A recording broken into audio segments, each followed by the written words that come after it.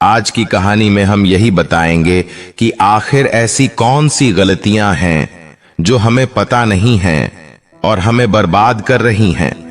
दोस्तों, किसी नगर में एक बड़ा सेठ था। उस सेठ के पास सभी प्रकार की सुख सुविधाएं थीं। उसके पास किसी भी चीज की कमी नहीं थी, लेकिन कमी थी तो बस एक पुत्र की, क्योंकि उस सेठ की कोई संतान नहीं थी। इसी कारण से वह सेठ हमेशा दुखी और चिंतित रहता था। समय बीतता गया। एक दिन उस सेठ को पता चला कि उसकी पत्नी गर्भवती हो गई है। वह बहुत खुश हुआ। उसने अपनी पत्नी का पूरा ध्यान रखा। सेठ ने अपने पुत्र के लालन पालन में कोई कसर नहीं छोड़ी। देखते ही देखते उसका पुत्र बड़ा हो गया। फिर सेठ ने अपने पुत्र को गुरुकुल भेजने का निर्णय किया, ताकि वह पढ़ लिखकर एक विद्वान बन सके। अभी उसके पुत्र की उम्र ज्यादा नहीं थी, लेकिन उसने छोटी सी उम्र में ही अपने पुत्र को शिक्षा ग्रहण करने के लिए गुरुकुल भेज दिया। गुरुकुल में वह बालक की अच्छे से शिक्षा ग्रहण कर रहा था। शिक्षा ग्रहण करते हुए वह एक बहुत बड़ा विद्वान बन गया। गुरुकुल के सभी लोग, विशेष रूप से उसके गुरु, बहुत खुश थे कि उसने छोटी सी उम्र में ही सारा ज्ञान अर्जित कर लिया था। दोस्तों, समय कब बदल जाए यह किसी को पता नहीं होता। ऐसा ही उस बालक के साथ भी हुआ। एक दिन किसी प्राकृतिक आपदा में उसके माता पिता की मृत्यु हो गई। दोस्तों, उस समय वह बालक गुरुकुल में ही था। जब उसने सुना कि उसके माता पिता की मृत्यु हो गई है, तो उसे ऐसा लगा मानो उसका सब कुछ बर्बाद हो गया हो।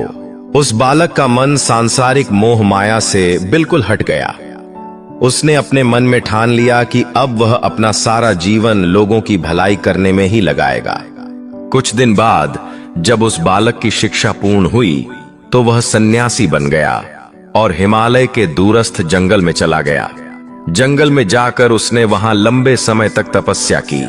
जब उसकी तपस्या पूर्ण हो गई, तो इसके बाद उसने लोगों को शिक्षा देना प्रारंभ कर दिया।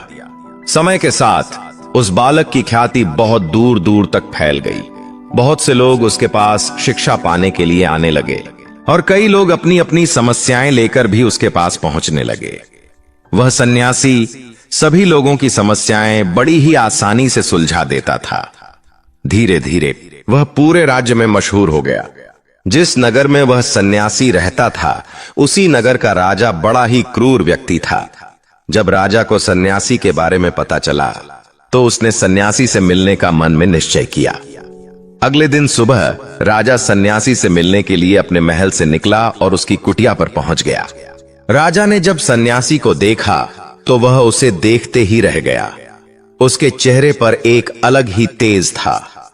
जब राजा सन्यासी के पास पहुंचा, तो उसे अपार शांति का अनुभव हुआ। राजा सन्यासी को प्रणाम करके बैठ गया और उससे वार्तालाप करने लगा।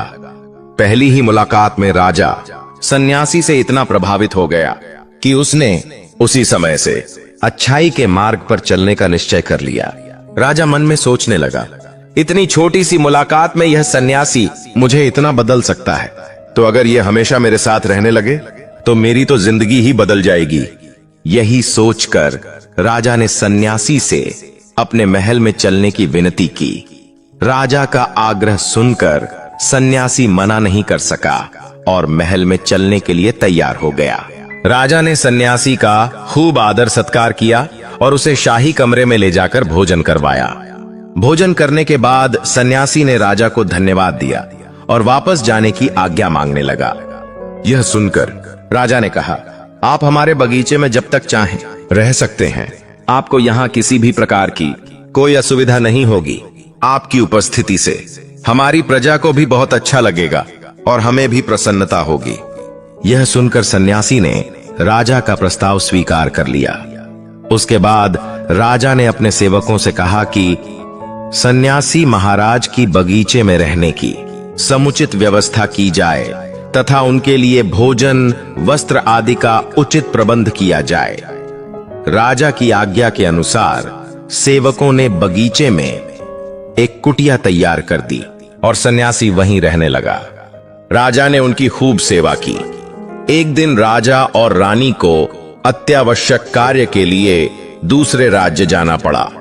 राजा ने सन्यासी की सेवा के लिए एक सेवादार को नियुक्त कर दिया था, परंतु वह सेवादार राजा के जाने के बाद बीमार पड़ गया और अपने घर चला गया और लौटकर वापस भी नहीं आया। जब राजा वापस आया तो सन्यासी ने क्रोध में आकर राजा को खूब खरी खरी सुनाई और कहा, हे राजा, जो जिम्मेदारी तुम पूरी नहीं कर सकते उसे क्यों उठाते हो? अब राजा ने सन्यासी से क्षमा मांगते हुए कहा, हे भगवान, यदि मुझसे कोई भूल हो गई है तो उसके लिए मैं आपसे क्षमा मांगता हूं। आप अपना क्रोध शांत करके मुझे माफ कर दीजिए और मुझे यह बताइए कि आखिर हुआ क्या है। यह सुनकर सन्यासी ने कहा, तुम्हारे जाने के बाद मुझे यहां किसी ने भोजन नहीं दिया और मैं बहुत दिनों तक भूखा ही रहा। मुझसे किसी ने यह भी नहीं पूछा कि मैं यहां किस हाल में हूं और कहा, हे भगवान, आज के बाद ऐसी कोई गलती नहीं होगी। फिर कुछ देर बाद मामला शांत हो गया। तब राजा और सन्यासी के बीच वार्तालाप हो रही थी तो रानी भी चुपके से यह सब सुन रही थी और सब कुछ अपनी आंखों से देख रही थी। इसके बाद राजा ने कभी सन्यासी को शिकायत का मौका नहीं दिया और उसकी खूब सेवा की। परंतु कुछ दिनों के बाद ही फिर राजा को किसी कार्य के लिए अपने राज्य से बाहर जाना पड़ा। लेकिन इस बार राजा ने जाने से पहले अपनी रानी से कहा, जब तक मैं वापस नहीं आता तब तक तुम स्वयं इस सन्यासी की देखभाल करोगी। दोस्तों, यह सुनकर रानी ने कहा, जी महाराज, आप बिल्कुल निश्चिंत होकर जाइए, मैं सन्यासी महाराज की अच्छे से देखभाल करूंगी। उस दिन से रानी रोज भोजन बनाकर सन्यासी महाराज को दे आती थी।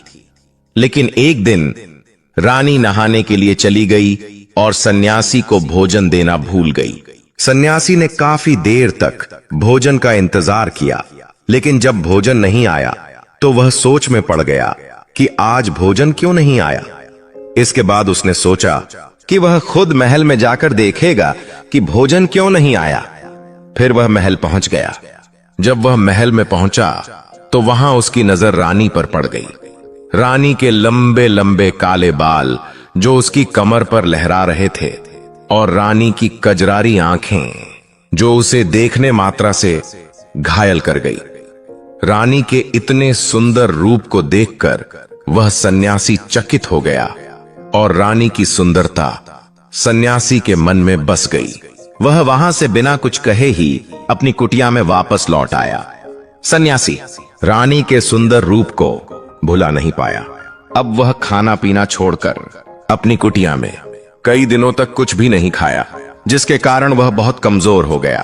फिर कुछ दिनों बाद जब राजा वापस लौटे और उन्हें सन्यासी की हालत का पता चला तो वह सीधे सन्यासी के पास पहुंचे और बोले, हे भगवान, क्या बात है? आपको क्या हो गया है और आप इतने कमजोर कैसे हो गए? आखिर आपको किस बात की चिंता है और किस गहरी सोच में आप डूबे हैं? क्या मुझसे कोई अपराध हो गया है? तब सन्यासी ने कहा, नहीं राजन, आपसे कोई भूल नहीं हुई है। और यह सुनकर राजा ने कहा, तो फिर क्या बात है? आप मुझे बताइए, मैं आपकी परेशानी जरूर दूर करूंगा। यह सुनकर सन्यासी ने कहा, हे राजन, मैं आपकी रानी के सुंदर रूप को देखकर उनकी सुंदरता के मोह में पड़ गया और अब मैं आपकी रानी के बिना जीवित भी नहीं रह सकता। यह सुनकर राजा हैरान हो गया और कुछ देर सोचने के बाद राजा ने सन्यासी से कहा, मैं आपको रानी दे दूंगा। यह सुनकर सन्यासी बहुत खुश हो गए और राजा सन्यासी को लेकर महल में चले गए। फिर राजा रानी के पास पहुंचे और रानी से कहा, आपको सन्यासी की मदद करनी चाहिए। यह बहुत कमजोर पड़ गए हैं और मैं नहीं चाहता कि किसी ज्ञानी पुरुष की हत्या का कलंक मेरे सिर पर लगे। क्या आप यह पाप अपने सिर पर लेना चाहेंगी? यह सुनकर रानी ने राजा से पूछा, आखिर यह सन्यासी के दुख का कारण क्या है? तो राजा ने रानी से कहा, सन्यासी आपकी अद्भुत सुंदरता के दीवाने हो गए हैं। यह सुनकर रानी ने कहा, राजन, आप चिंता मत करिए, अब आप सब कुछ मेरे ऊपर छोड़ दीजिए। मुझे पता है कि अब मुझे क्या करना है। इसके बाद ना तो सन्यासी की हत्या का पाप आपको लगेगा और ना ही मेरे पवित्र धर्म का नाश होगा। रानी की आवाज सुनकर राजा ने रानी को सन्यासी को सौंप दिया। उसके बाद सन्यासी रानी को लेकर कुटिया पर पहुंचा। जब रानी कुटिया पर पहुंची तो रानी ने सन्यासी से कहा, हमें रहने के लिए एक घर चाहिए, हम झोपड़ी में नहीं रह सकते। यह सुनकर सन्यासी राजा के पास पहुंचा और कहा, हे राजन, हमें रहने के लिए एक घर चाहिए। सन्यासी की बात सुनकर राजा ने उसके लिए घर का प्रबंध कर दिया। फिर सन्यासी रानी को लेकर घर पहुंचा। इसके बाद रानी घर के अंदर गई और नहा धोकर बिस्तर पर लेट गई। फिर सन्यासी भी उसके पास लेट गया। फिर उसके बाद रानी ने सन्यासी से कहा, आपको पता है आप कौन हैं और आप क्या बन गए हैं? आप एक महान सन्यासी थे जिसके लिए राजा स्वयं सारी जरूरत की वस्तुएं उपलब्ध करवाते थे, जिसके पास लोग दूर दूर से ज्ञान ग्रहण करने के लिए आते थे, जो लोगों को सत्य की राह दिखाया करते थे, लोगों की समस्याओं का समाधान करते थे, जिन्हें लोग गुरु मानते थे और भगवान के रूप में पूजते थे। और आज आप मेरे यौवन के गुलाम हो गए हैं। रानी की यह बात सुनकर सन्यासी को जैसे एक झटका लग गया हो। इसके बाद वह सोचने लगा कि वह तो एक सन्यासी है, वह यह सब क्या कर रहा है? अरे, मैं तो सारी सुख सुविधाओं के चक्कर को छोड़कर जंगलों में गया था, शांति की तलाश में। यह कैसा पाप मैं करने जा रहा था? उस सन्यासी की बुद्धि सही हो गई, उसे सद्बुद्धि आ गई। वह जोर जोर से रोने और चिल्लाने लगा और रानी से कहने लगा, मुझे क्षमा कर दीजिए महारानी। क्या कर रहा था मैं आपको राजा को सौंप कर आता हूं। सन्यासी की बात सुनकर रानी ने कहा, महाराज, मेरे मन में एक प्रश्न है, उसका उत्तर दीजिए। सन्यासी ने कहा, पूछो, क्या प्रश्न है? रानी ने कहा, महाराज, जब आपको उस दिन भोजन नहीं मिला तो आप बहुत क्रोधित हो गए थे। तब मैंने आपका यह रूप पहली बार देखा था और तभी से मैं आपके व्यवहार में परिवर्तन को महसूस कर रही हूं। ऐसा क्यों हुआ महाराज? आपको इतना क्रोध क्यों? रानी की बात सुनकर सन्यासी ने रानी से कहा, जब मैं जंगल में था तो मुझे समय पर भोजन भी नहीं मिलता था, और जब मैं महलों में आया तो मुझे सारी सुख सुविधाएं मिली। मैं इन सभी सुख सुविधाओं के मोह में फंस गया, इसके प्रति मेरा लगाव हो गया, फिर मुझे इसे पाने का लालच हो गया, और जब मुझे नहीं मिला तो क्रोध उत्पन्न हो गया। महारानी, इंसान की इच्छा पूरी नहीं होती तो क्रोध उत्पन्न होता है, और अगर इच्छा पूरी हो जाए तो लालच पैदा होता है। महारानी, इच्छा की पूर्ति ही मुझे वासना के द्वार तक लेकर आई और मैं आपके प्रति आकर्षित हो गया। इसके बाद वह सन्यासी रानी को लेकर राजा के पास गया और बोला, राजन, मुझे क्षमा कर दीजिए, मुझे अपनी गलती का एहसास हो गया है। यह लो आपकी रानी, मुझे यह सब नहीं चाहिए। मैं अपनी इच्छा के वशीभूत होकर यह गलत कार्य करने जा रहा था और अपने जीवन को बर्बाद कर रहा था, लेकिन अब मुझे सब कुछ समझ में आ गया है। इसके बाद उसने कहा, राजन, मनुष्य की बर्बादी के 4 कारण होते हैं और दुनिया के हर एक व्यक्ति के अंदर ये 4 कारण होते हैं, लेकिन जो व्यक्ति इन पर नियंत्रण पा लेता है वह दुख और परेशानी से बच जाता है, और वह इंसान जो इन 4 कारणों पर नियंत्रण नहीं पा पाता वह बर्बादी के रास्ते पर पहुंच जाता है। यह सुनकर राजा ने सन्यासी से कहा, हे भगवान, आप कृपया करके मुझे वह 4 आदतें बताइए जिनके कारण व्यक्ति बर्बाद होता है। सन्यासी ने कहा, राजन, मनुष्य को बर्बाद करने वाली पहली आदत है इच्छा, क्योंकि इच्छा दुनिया के हर व्यक्ति के अंदर होती है। यही व्यक्ति का पहला अवगुण होता है। जो इंसान अपनी इच्छाओं पर नियंत्रण नहीं रख पाता वह जीवन में कभी सफल नहीं हो पाता। जैसे ही उसकी एक इच्छा पूरी होती है वह दूसरी की ओर बढ़ने लगता है। इस तरह से एक के बाद दूसरी, दूसरी के बाद तीसरी और तीसरी के बाद चौथी, वह इच्छाओं के जाल में उलझता जाता है और फिर वह दुखी रहने लगता है। जबकि जो इंसान अपनी इच्छाओं पर नियंत्रण पा लेता है उसका मन उसके अनुसार काम करने लगता है, और जिसका मन उसके अधीन हो वह परम सुखी हो जाता है। हे राजन, मनुष्य को बर्बाद करने वाली दूसरी आदत है वासना। वासना का जन्म हमारे मन में उठने वाली इच्छाओं से होता है। जिस प्रकार इच्छाओं का कोई अंत नहीं होता उसी प्रकार वासना का भी कोई अंत नहीं होता, और मनुष्य वासना के जाल में फंसता चला जाता है। रावण सबसे बुद्धिमान था, लेकिन उसने भी माता सीता की सुंदरता के फेर में आकर अपना सब कुछ बर्बाद कर लिया। उसकी मृत्यु का कारण एक स्त्री ही बनी थी।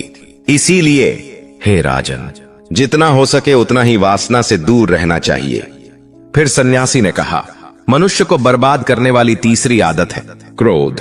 जब इंसान की वासना की पूर्ति नहीं होती तो उसके अंदर क्रोध पैदा होता है, और जब व्यक्ति को क्रोध आता है तो वह खुद पर कोई नियंत्रण नहीं रख पाता।